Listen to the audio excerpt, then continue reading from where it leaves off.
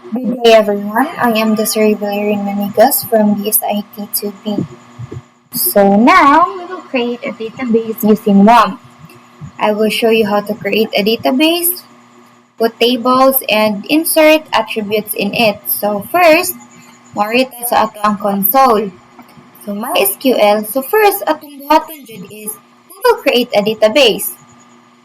So create database, then the name of your database. So sa atong reference diri or sa atong button is mao ni siya ang diagram. So ato lang ibutang nga sales ang ato ang database name. So we now have our database. So next we will use our database. So of course, if human create or if human himo is ato na siyang gamiton. So use sales. So like that. So karon ato nang magnagamit na nato ang ato ang sales nga database. So next is we will create table, then ato siya butngan og attributes. So first I will put every ako ibutang ang tanan nga query para dili kayo siya time consuming, then I will explain it line by line. So I will just create table here. Create table customer. Customer because naman na ang na-other. So I will put every attribute. So code in. Then ganahan ako siya primary key, so I will put primary key here. Next, the last name or the ill name. So for car 50.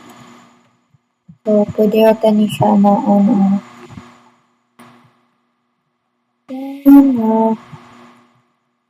F name. After the F name, we will have the initial. So, ka-initial naman siya, of course, isa ra ka. So, character lang. Then, isa. So, 1. After sa initial, we have area code. Because area code.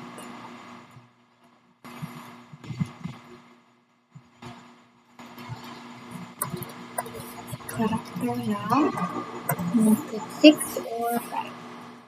And the area code is we have the phone. In right.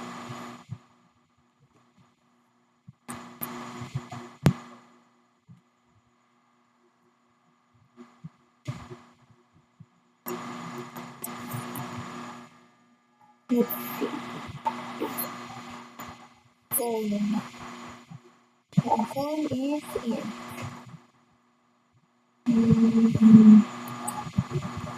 Then the last one is balance control.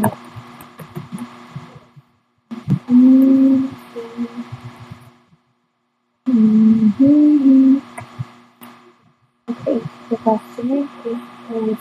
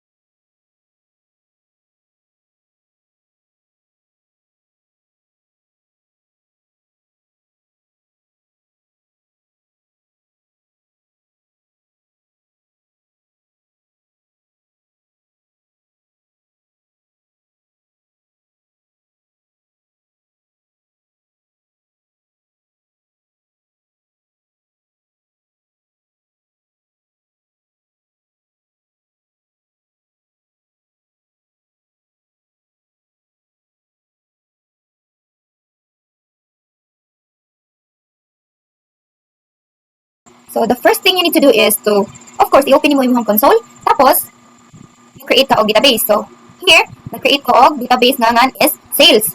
After, ako nagigamit na database. So use sales para kanang ato ba nga akong may panood. So, sunod, nag-create ko og table na customer. So ang customer is na ay attributes na code, na ningon siya ato ang primary key, last name, or the name, of name, or the first name, initial, and so on and so forth. So pagkahuman na is na-add yun siya nga table. So ato din gi-describe ang customer if nasod ba to tanan in the primary key ba ang katong code. And yes, in-ana ra gid ang iyang query. So next, mag-create sa table nga invoice. So mo ni nag-create diri gibutan nato iyang mga attributes, then ato gi-show kung pila nang tables.